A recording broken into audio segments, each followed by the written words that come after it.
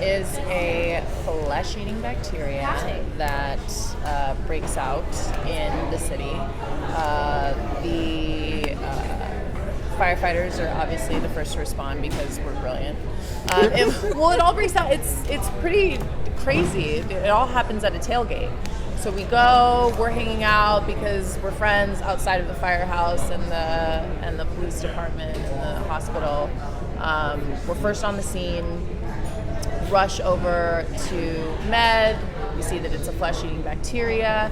Med gets involved and is trying to figure out what this is, working with the CDC. And then we discover that it actually may be intentional and an act of terrorism, which is how the police get involved. So it's the only time during the season where fire starts off the 3-hour block. Yeah. Thank you. The 3-hour event. Starts out the 3-hour event, then we go into Med, and then we go into ED. So it's exciting though. The trailer is freaking epic. Yeah. It's a film. Yeah. It's a television. It's so good. Yeah, I want to see it. Do you want to see it? Just like right now. No. Let's just watch it. This can be part of the interview. Okay. But yes, I'm pulling it up. I think to get everyone together, and we do this, we've been doing this for maybe 3 years now, but since last year, 4 years, last year we started airing all 3 shows on the same night, which I think was a gamble from the network. And we weren't sure if we were going to put people on Chicago overload, but I think it's worked well. You know, the fans really responded to it, and it makes when we do crossovers, it kind of makes it a little bit more seamless.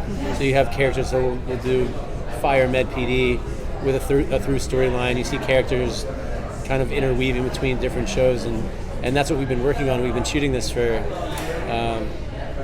maybe a month now. I mean, just kind of polishing, and you'd have another character go, and we're adding things where maybe if something's not perfect the way the writers or producers want it, we're going back and dotting the I's, crossing the T's to make it as you know, to make it great, because I know the fans really look forward to it. We enjoy it.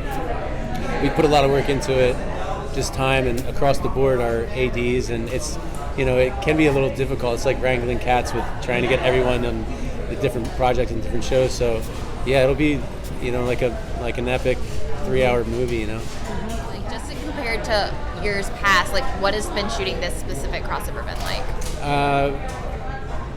I think there's a bit of familiarity, so I don't feel like the curveballs like I felt when we first started.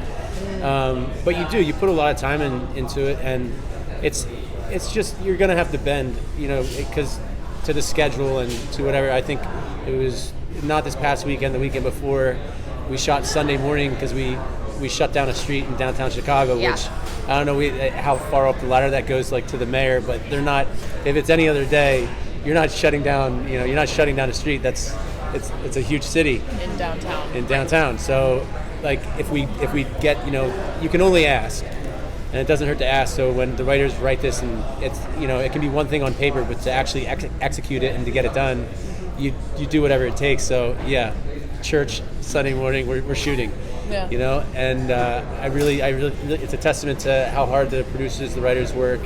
And then, listen, if you just here's it was probably his idea. It was probably his idea to do the whole street thing. For Kid and Stellaride as the season progresses. See, and he's the guy to ask. So I just go talk to the writers, talk to DH. Talk to our creator. Yeah. Our beloved creator. Right. Well, I mean, that is a good. Let's just go there. We have to. We might as well. It seems like these two characters are in a good place right now. It's been really kind of fun to watch. I think, you know, just they're nice, you know, regular couple kind of moments, right? Yeah. So is that gonna last? I don't know. I've only read episode 9. I know, me too. So. Well, what's your hope? knows? What's your feeling? I feel like this is nice for the both of us, and I feel like Stellaride at one point would have kind of blown it all up just to do it, because he, like, his nervous system doesn't know how to handle just like a long Domestic. period of like a long period of just like calm, stillness, peace, routine.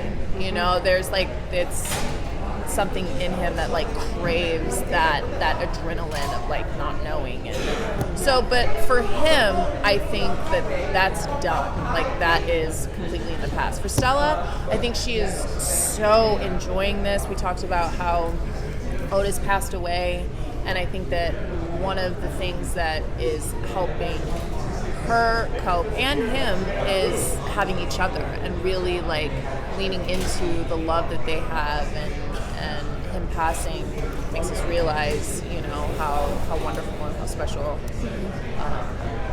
we are to one another. I do think that Stella is going through a bit of like so she gets signed up by Bowden to go to this leadership conference, and he begins really taking her on as his project to groom her to move up in the CFD. And there's a part of her that is very excited, but also just feels kind of like this imposter syndrome and doesn't know if like she really deserves it. So I don't know if that will carry through into her relationship with Stellaride and her feeling like she doesn't deserve to have something so wonderful. But as far as we can see here and now, it's like, it's good. It's really, really, really good. And they're just like, they're solid, they're sturdy, and they're there for one another. But I hope not. I think that they're great together, like, truly. Mm-hmm. How similar do you guys feel to your characters, like going in depth with how they are feeling right now? Do you think you'd be friends with them? Oh, like, do I think I would be friends with what, like Stella? Yeah. Oh, I mean, for sure. Yeah. Like, for How sure, alike for do you sure. feel to her too? Well, what? How alike do you feel to her in personality traits and such? I feel very similar to her, but also very different. I think she is content with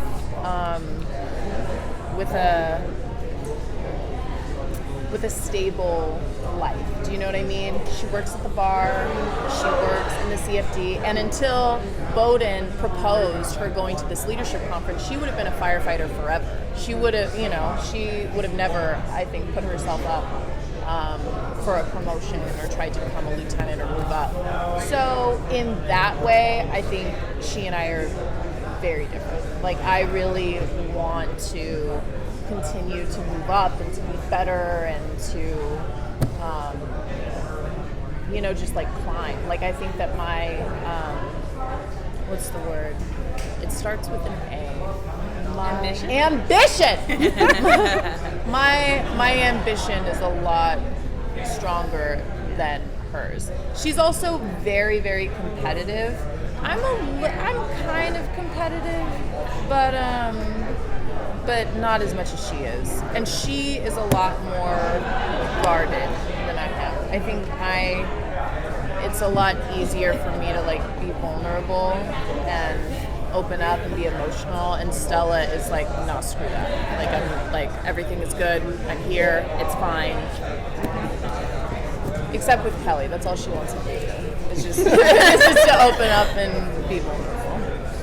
But yeah. Okay, so Taylor, Stellaride has been through more than any human should go through. Yeah. And we've already talked a little bit about how that's kind of, I think he's grown quite a bit. We've seen that in his relationship with Stella. What's your take on the way that he's evolved since we first met him? Yeah, it's just been tumultuous, at the least. And this is the first time I remember, just with character-wise, I know we entertained the idea last year we were dated, but there's always something.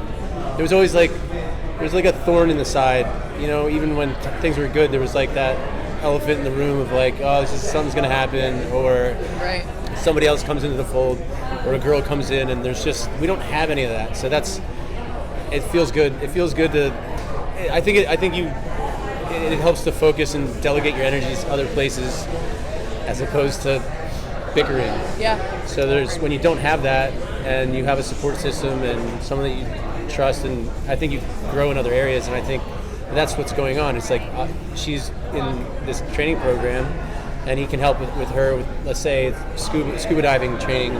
She was, I mean, this is coming up, but it's just one thing she's a little hesitant, reluctant, anxious about, and he's like, well, I can help you with that. And then going in, and so there's a house fire the police department gets involved with that, you know, they claim that they think it's arson. It's chalked off as an accident.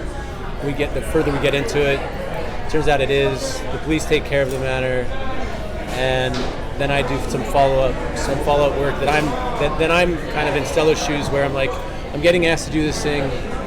I'm honored, but I want to. This is my box, and I think, you know, she kind of helps me. She's like, you could do this. I think it'd be good for you. So I think returning the favor in prospering, that's what we've been doing, which it's really been kind of dead-end relationships that Stellaride's been in, or getting married and she takes off like the girl, her Anna dies. Yeah. Whatever. It's just, it's always kind of like a bleak ending, and I feel the first half of the season anyway, it's allowed other storylines and allow us to go other places and tell other stories other than just getting upset with each other and fighting and squabbling over what feels like immature nonsense. It is nice. It's nice to have this be solid. Yeah. Thank you guys. Yeah, Thank you thank you. guys.